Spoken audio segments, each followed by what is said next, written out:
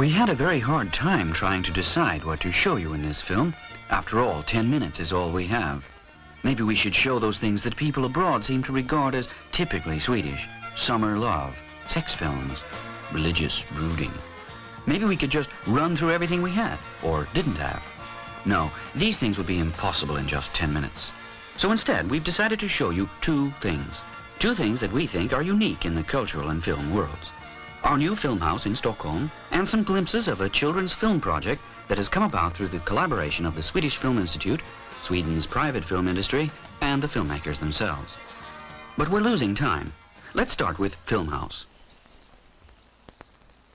The building, which is over 500 feet long and 130 feet wide, was built by us. That is, the Swedish Film Institute, a foundation established in 1963 by agreement between the state and the film industry. Its purpose is to help the film industry economically in various ways and to further the production of quality films. Film House, which is a unique cultural center, contains not only the Swedish Film Institute and Cinematheque, but also the Dramatic Institute, the State School of the Dance, the Film and Drama sections of the University of Stockholm, and the Drottningholm Theatrical Museum. Let's take a look at some of the facilities. The Swedish Film Institute itself has two large film studios having a total floor area of over 10,000 square feet and equipped with the very latest in studio material. Just now, Ingmar Bergman, who also works in Film House, is preparing some color tests for his next film. The Dramatic Institute, the State School for Film, Television, Theater, and Radio, has fully professional facilities at its disposal. In the television department, for example, there is a complete color television studio that can, if desired, be plugged into the national Swedish television broadcasting net. On the same level are the rehearsal halls for the State School of the Dance, where dancing teachers and choreographers receive training.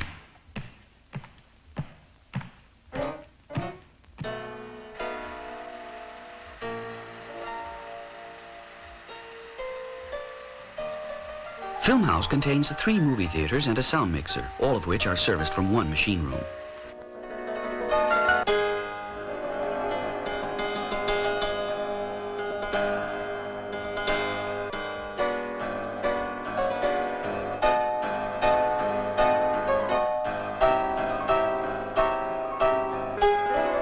This is the largest movie theater, accommodating 364 people and able to project films of all formats from 16 frame per second silence to 70mm taut AO with stereophonic sound. Here, the Cinematheque gives 2 shows 6 days a week with offerings ranging from film classics to underground and experimental films. One more thing, we also show quality films in 24 different smaller communities throughout Sweden. Cities and towns whose inhabitants otherwise would never have the opportunity of seeing such films. The Film Institute also publishes 2 magazines, Chaplin, a periodic film magazine of high quality, and Film in Sweden, a PR magazine about Swedish films that is printed in 2 languages. This is the Cinematheque's library, which, among other things, serves all those who study film and theater science at the University of Stockholm. Those departments are also located in Film House.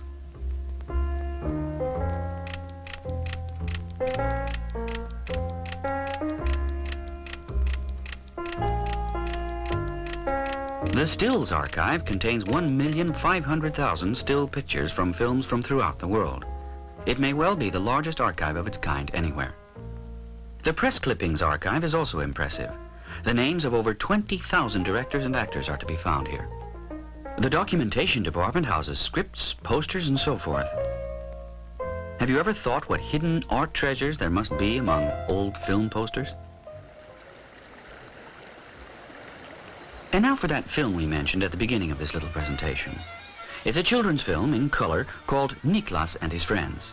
By American standards, it's a very low-budget movie costing the equivalent of only about $130,000. We've chosen to show you the shooting of a children's film because it represents the ever-increasing appreciation of our children's needs for movies, good movies. The film crew consists of 10 people. In location work like this, it's quite common that one person does several jobs. Here, for example, the sound man is working all by himself. And the script girl functions as makeup girl as well.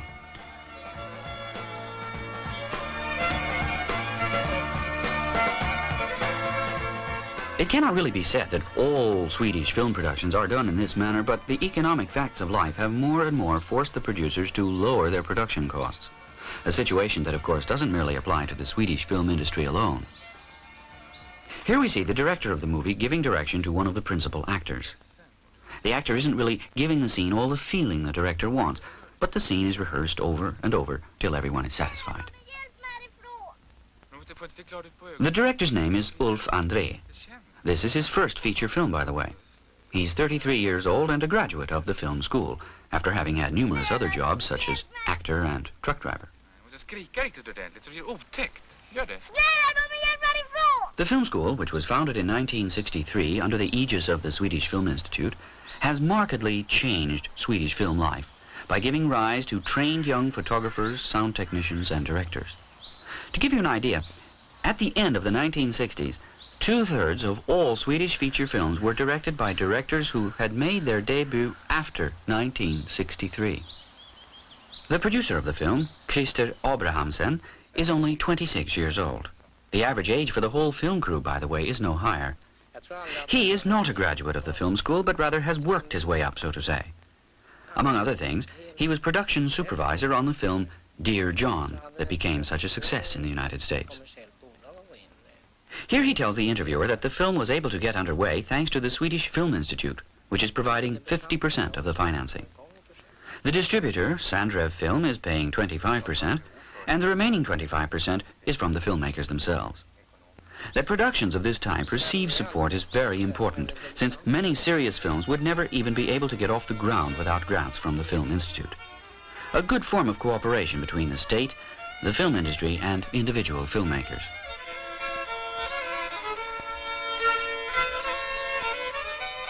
We hope that in these few minutes we've been able to give you some impression of the film climate in Sweden today. Of course, the best way to experience it is at a movie theater, perhaps with Niklas and his friends.